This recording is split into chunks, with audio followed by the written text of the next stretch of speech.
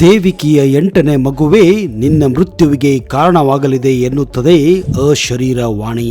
ಭಯಭೀತನಾದ ಕಂಸ ದಂಪತಿಗಳನ್ನ ಕಾರಾಗೃಹದಲ್ಲಿ ತಳ್ಳುತ್ತಾನೆ. ಒಂದಾದ ಮೇಲೊಂದರಂತೆ ಜನಿಸಿದ 7 ಮಕ್ಕಳನ್ನ ಆತ ಕೊಂದು ಹಾಕುತ್ತಾನೆ. ಹೌದು, ಕೃಷ್ಣನ ಹುಟ್ಟಿನಿಂದ ಅಂತ್ಯದವರೆಗೆ ಅನೇಕ ರೋಚಕ ಕಥೆಗಳಿದ್ದು ಪ್ರಪಂಚದಾದ್ಯಂತ ಅವು ಪ್ರಚಲಿತವಾಗಿವೆ.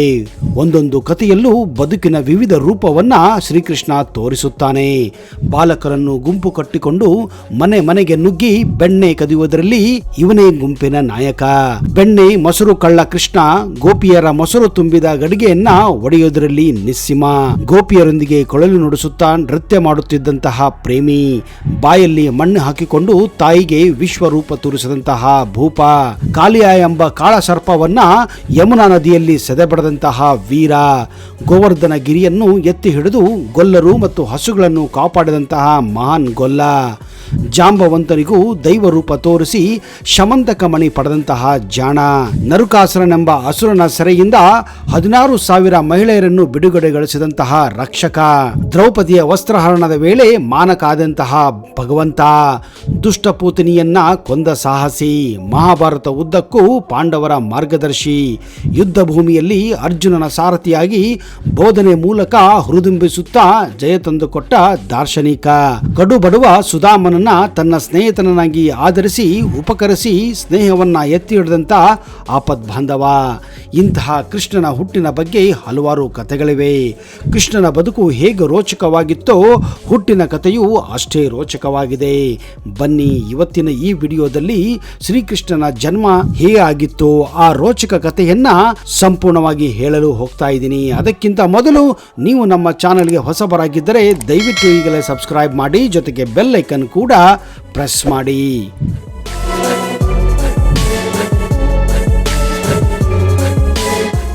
ನಮಸ್ಕಾರ ಸ್ನೇಹಿತರೆ, ನಿಮಗೆಲ್ಲ ಆತ್ಮೀಯ ಹಾಗೂ ಅದ್ದೂರಿ ಸ್ವಾಗತ. ಮಥುರಾದ ಮಹಾರಾಜ ಅಗ್ರಸೇನನಿಂದ ಅವನ ಮಗ ಕಂಸ ಬಲವಂತವಾಗಿ ಸಿಂಹಾಸನವನ್ನ ಕಿತ್ತುಕೊಂಡು ಪಟ್ಟಕ್ಕೇರುತ್ತಾನೆ. ಒಮ್ಮೆ ಆಕಾಶದಿಂದ ಅಶರೀರವಾಣಿ ಒಂದು ಕೇಳಿ ಬರುತ್ತದೆ. ದೇವಿಕಿಯ 8ನೇ ಮಗುವೇ ನಿನ್ನ ಮೃತ್ಯುವಿಗೆ ಕಾರಣವಾಗಲಿದೆ ಎನ್ನುತ್ತದೆ. ಭಯಭೀತನಾದ ಕಂಸ ದಂಪತಿಗಳನ್ನ ಕಾರಾಗೃಹಕ್ಕೆ ತಳ್ಳುತ್ತಾನೆ. ಒಂದಾದ ಮೇಲೊಂದರಂತೆ ಜನಿಸಿದ 7 ಮಕ್ಕಳನ್ನ ಆತ ಕೊಂದು ಹಾಕುತ್ತಾನೆ. 8ನೇ ಬಾರಿಗೆ ದೇವಕಿ ಗರ್ಭವತಿ ಆದಾಗ ಕಾವಲನ್ನ ಬಿಗಿಗೊಳಿಸುತ್ತಾನೆ. ಆದರೆ ಅಂದು ಭಗವಾನ್ ವಿಷ್ಣುವಿನ ಪವಾಡದಿಂದ ಕಾರಾಗೃಹದಲ್ಲಿ ವಿಸ್ಮಯವೊಂದು ಸಂಭವಿಸಿ ಹೋಗುತ್ತದೆ. ಶ್ರೀಕೃಷ್ಣ ಜನಿಸಿದಾಗ ಹಲವಾರು ಪವಾಡಗಳು, ಹಲವಾರು ವಿಸ್ಮಯಗಳು ನಡೆದಿದ್ದವು. ದೇವಕಿ ಹಾಗೂ ವಸುದೇವ ಜೈಲಿನಲ್ಲಿದ್ದ ವೇಳೆ ದೇವಕಿಗೆ ಪ್ರಸವದ ವೇದನೆ ಆರಂಭವಾಗುತ್ತದೆ. ಇದ್ದಕ್ಕಿದ್ದಂತೆ ಪ್ರಕೃತಿಯಲ್ಲಿ ಸಾಕಷ್ಟು ಬದಲಾವಣೆ ಕೂಡ ಆರಂಭವಾಗುತ್ತದೆ. ದಟ್ಟ ಮೋಡಗಳು ಆಕಾಶವನ್ನು ಆವರಿಸುತ್ತವೆ ಮತ್ತು ಜೋರಾಗಿ ಮಳೆ ಆರಂಭವಾಗುತ್ತದೆ. ಆ ವೇಳೆ ಇದ್ದಕ್ಕಿದ್ದ ಹಾಗೆ ಭಗವಾನ್ ವಿಷ್ಣು ಪ್ರತ್ಯಕ್ಷನಾಗಿ 8ನೇ ಮಗುವಾಗಿ ತಾನು ಜನಿಸುತ್ತಿದ್ದೇನೆ ಎಂದು ದಂಪತಿಗಳಿಗೆ ತಿಳಿಸುತ್ತಾನೆ. ನನ್ನನ್ನು ಗೋಕುಲದಲ್ಲಿ ಬಿಟ್ಟು ಬರುವಂತೆ ವಸುದೇವನಿಗೆ ಸೂಚನೆ ನೀಡಿ ಅಲ್ಲಿಂದ ಆ ಮಹಾವಿಷ್ಣು ಮಾಯವಾಗುತ್ತಾನೆ. ಕೃಷ್ಣ ಜನಿಸಿದಾಗ ಇದ್ದಕ್ಕಿದ್ದಂತೆ ಜೈಲಿನ ಕಾವಲಿಗರು ನಿದ್ರೆಗೆ ಜಾರುತ್ತಾರೆ. ಅಷ್ಟು ಮಾತ್ರವಲ್ಲ, ಜೈಲಿನ ಬಾಗಿಲುಗಳು ಇದ್ದಕ್ಕಿದ್ದಂತೆ ಸ್ವಯಂಚಾಲಿತವಾಗಿ ತೆರೆದುಕೊಳ್ಳುತ್ತವೆ. ಇದೇ ಸಮಯದಲ್ಲಿ ಭಾರಿ ಮಳೆ ಬರುತ್ತದೆ. ಕೃಷ್ಣನ ತಂದೆ ವಸುದೇವನು ಪುಟ್ಟ ಕೃಷ್ಣನನ್ನ ಒಂದು ಬುಟ್ಟಿಯಲ್ಲಿ ಹಾಕಿಕೊಂಡು ಭಾರಿ ಮಳೆಯಲ್ಲಿ ತನ್ನ ಕಂದನನ್ನ ಕಂಸನಿಂದ ರಕ್ಷಿಸಲು ಜೈಲಿನಿಂದ ಹೊರಗೆ ಬೀಳುತ್ತಾನೆ. ಶಾಂತವಾದ ಯಮುನಾ ನದಿ ಶ್ರೀಕೃಷ್ಣ ಹುಟ್ಟಿದ ಸಮಯದಲ್ಲಿ ಭಾರಿ ಮಳೆಯಾಗುತ್ತಿತ್ತು. ಮಳೆಯ ಅಬ್ಬರಕ್ಕೆ ಯಮುನಾ ನದಿ ಉಕ್ಕಿ ಉಕ್ಕಿ ಹರಿಯುತ್ತಿತ್ತು. ಇತ್ತ ವಸುದೇವ ಬುಟ್ಟಿಯಲ್ಲಿ ಕೃಷ್ಣನನ್ನು ಇಟ್ಟುಕೊಂಡು ಯಮುನಾ ನದಿಯನ್ನು ಪ್ರವೇಶಿಸುತ್ತಲೇ ಯಮುನಾ ನದಿಯ ನೀರು ಬುಟ್ಟಿಯಲ್ಲಿದ್ದ ಕೃಷ್ಣನ ಪಾದಗಳನ್ನು ಮುಟ್ಟಿ ನಂತರ ವಸುದೇವನಿಗೆ ಗೋಕುಲದತ್ತ ಹೋಗಲು ತನ್ನಂತಾನೇ ದಾರಿ ಮಾಡಿಕೊಡುತ್ತದೆ. ಇದು ಭ್ರಮವೆಂದು ಎಲ್ಲರೂ ಭಾವಿಸಿದ್ದಾರೆ. ಅಷ್ಟೇ, ವಸುದೇವ ತನ್ನ ಕಂದ ಕೃಷ್ಣನನ್ನು ಯಮುನಾ ನದಿಯ ಸಹಾಯದಿಂದ ಗೋಕುಲದಲ್ಲಿದ್ದ ತನ್ನ ಸ್ನೇಹಿತ ನಂದಗೋಪನ ಇರುವಲ್ಲಿಗೆ ಕರೆತರುತ್ತಾನೆ. ಇದೇ ಸಮಯದಲ್ಲಿ ನಂದಗೋಪನ ಹೆಂಡತಿ ನಂದ ಅವರ ಪತ್ನಿ ಯಶೋಧ ಕೂಡ ಹೆಣ್ಣು ಮಗಳಿಗೆ ಜನ್ಮ ನೀಡುತ್ತಾಳೆ.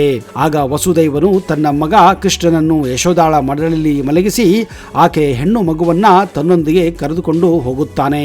ವಸುದೇವನು ನಂದರ ಹೆಣ್ಣು ಶಿಶುವಿನೊಂದಿಗೆ ಮಥುರಾ ಜೈಲಿಗೆ ಮರಳುತ್ತಾನೆ. ನಂತರ ಕಂಸನಿಗೆ ದೇವಕಿ ಮತ್ತು ವಸುದೇವನಿಗೆ 8ನೇ ಮಗುವಾಗಿರುವ ವಿಷಯ ತಿಳಿದು ಬರುತ್ತದೆ.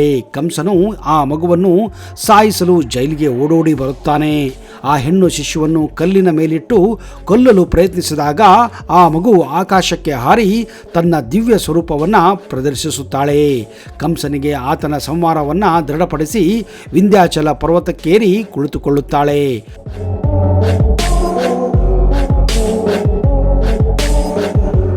ಜೀವನವು ಕೃಷ್ಣನಿಗೆ ನ್ಯಾಯಯುತವಾಗಿರಲಿಲ್ಲ. ಅವನ ತಾಯಿ ಉಗ್ರ ಕುಲದವಳು ಮತ್ತು ತಂದೆ ಯಾದವ ಕುಲದವರಾಗಿದ್ದರು. ಅವರದು ಜನಾಂಗೀಯ ವಿವಾಹವಾಗಿತ್ತು. ಇದೇ ಕಾರಣ ಅವರನ್ನ ಅವರ ಕುಟುಂಬದಿಂದ ಹಾಗೂ ಅವರ ಜಾತಿಯಿಂದ ಹೊರಗೆ ಇಡಲಾಗಿತ್ತು. ಕೃಷ್ಣನು ಕಪ್ಪ ವರ್ಣವನಾಗಿ ಜನಿಸುತ್ತಾನೆ. ಅವನ ಜೀವನ ಉದ್ದಕ್ಕೂ ಅವನಿಗೆ ಎಂದಿಗೂ ಒಂದೇ ಹೆಸರಿನಿಂದ ಕರೆಯಲಾಗಲಿಲ್ಲ. ಗೋಕುಲದ ಇಡೀ ಹಳ್ಳಿಯವರು ಅವನನ್ನ ಕಪ್ಪು ಬಣ್ಣದವನು ಎಂದು ಕರೆಯುತ್ತಿದ್ದರು. ಅಂದರೆ ಕಾನಾ ಎಂದು ಅವರು ಕರೆಯುತ್ತಿದ್ದರು. ಕಾನಾ ಎಂದರೆ ಕಪ್ಪು ಬಣ್ಣದವನು ಎಂದರ್ಥ. ಹಾಗೂ ಕುಳ್ಳ ಮತ್ತು ದತ್ತ ಪಡೆದವನು ಎಂದು ಅವನ ಸ್ನೇಹಿತರು ಅಕ್ಕಪಕ್ಕದ ಜನರು ಅವನನ್ನ ಅಪಹಾಸ್ಯ ಮಾಡುತ್ತಿದ್ದರು. ಕೃಷ್ಣನ ಬಾಲ್ಯವು ಹಲವಾರು ಮಾರಣಾಂತಿಕ ಸಂದರ್ಭಗಳಿಂದ ಕೂಡಿತ್ತು. ಕೃಷ್ಣನು 9ನೇ ವಯಸ್ಸಿನಲ್ಲಿ ಗೋಕುಲದಿಂದ ವೃಂದಾವನಕ್ಕೆ ಸ್ಥಳಾಂತರಗೊಳ್ಳುತ್ತಾನೆ. ಅವನು ವೃಂದಾವನದಲ್ಲಿ 10 ವರ್ಷ ಮತ್ತು 8 ತಿಂಗಳವರೆಗೆ ಇರುತ್ತಾನೆ. ಕೃಷ್ಣನು ತನ್ನ 10 ವರ್ಷ ಹಾಗೂ 8ನೇ ತಿಂಗಳಿನ ವಯಸ್ಸಿನಲ್ಲಿ ಮಾಮ ಕಂಸನನ್ನು ಮಥುರಾದಲ್ಲಿ ಕೊಲ್ಲುತ್ತಾನೆ. ನಂತರ ಅವನು ತನ್ನ ಹೆತ್ತ ತಂದೆ ತಾಯಿಯನ್ನ ಜೈಲಿನಿಂದ ಬಿಡುಗಡೆಗೊಳಿಸುತ್ತಾನೆ. ವೃಂದಾವನದಲ್ಲಿ ಕೃಷ್ಣನು ಇರುತ್ತಿದ್ದ ಮನೆ, ಅಡುಗೆ ಮನೆ, ಮಲಗುವ ಕೋಣೆ ಹಾಗೂ ಕೃಷ್ಣ ಮಲಗುತ್ತಿದ್ದಂತಹ ಪಲ್ಲಂಗ ಈಗಲೂ ನೀವು ವೃಂದಾವನದಲ್ಲಿ ಕಾಣಬಹುದು. ಯಾದವ ಕುಲದ ಕುಟುಂಬಸ್ಥರು ಈಗಲೂ ಈ ಪಲ್ಲಂಗವನ್ನ ಕಾಪಾಡಿಕೊಂಡು ಬಂದಿದ್ದಾರೆ. ಹಾಗೂ ಈ ಒಂದು ಪಲ್ಲಂಗವನ್ನ ಪ್ರತಿ ವರ್ಷ ಕೃಷ್ಣ ಜನ್ಮಾಷ್ಟಮಿ ಎಂದು ಆ ಪಲ್ಲಂಗದಲ್ಲಿಯೇ ಮುದ್ದು ಕೃಷ್ಣನನ್ನ ಇಟ್ಟು ತೂಗುತ್ತಾರೆ.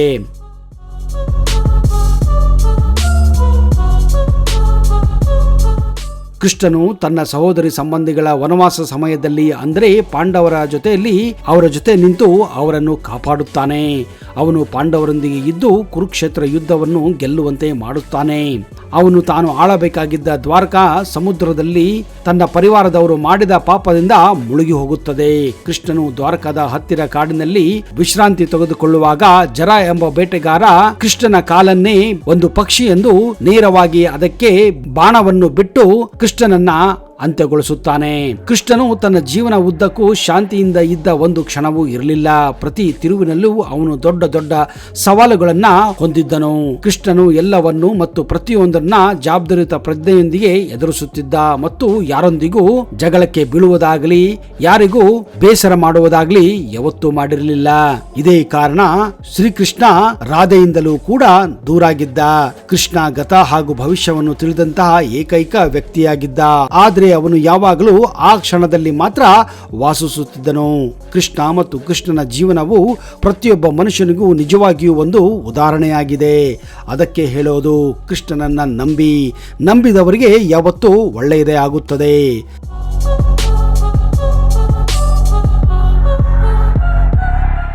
ಸಂಭವಾಮಿ ಯುಗೆ ಯುಗೆ. ಸ್ನೇಹಿತರೆ, ಒಂದು ವೇಳೆ ನಿಮಗೆ ಈ ವಿಡಿಯೋ ಇಷ್ಟ ಆದಲ್ಲಿ ಕಮೆಂಟ್ ಬಾಕ್ಸಲ್ಲಿ ಜೈ ಕೃಷ್ಣ ಎಂದು ಸಂಬೋಧಿಸಿ. ಇಂತಹದೇ ಇನ್ನೂ ಅಚ್ಚರಿಯ ಮಾಹಿತಿಗಳೊಂದಿಗೆ ಮುಂದಿನ ಸಂಚಿಕೆಯಲ್ಲಿ ಮತ್ತೆ ಬರುತ್ತೇನೆ. ಅಲ್ಲಿಯವರೆಗೆ ಜೈ ಹಿಂದ್, ಜೈ ಕರ್ನಾಟಕ. ನಿಮಗೆಲ್ಲ ಶುಭವಾಗಲಿ.